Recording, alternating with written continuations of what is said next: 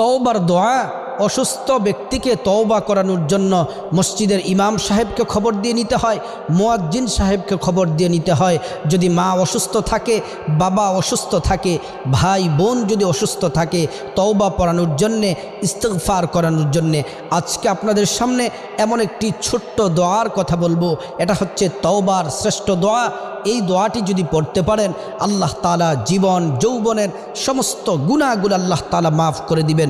তওবার শ্রেষ্ঠ দোয়াটি হলো রব্বিগফিরলি ওয়া তুব আলাইয়া ইন্নাকা আনতাত তাওয়াবুল গফুর।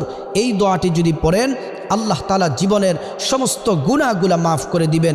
অসুস্থ যেই থাকুক, আপনার মা বাবা ভাই বোন যে অসুস্থ থাকে, বারবার এটাকে পড়তে বলবেন। যদি পড়ে ইয়াকিনের সাথে, ইখলাসের সাথে যদি পড়তে পারে, আল্লাহর কাছে যদি চোখের পানি ফালাইয়া যদি আল্লাহর কাছে যদি কান্নাকাটি করতে পারে, আল্লাহ তাআলা জীবনের সমস্ত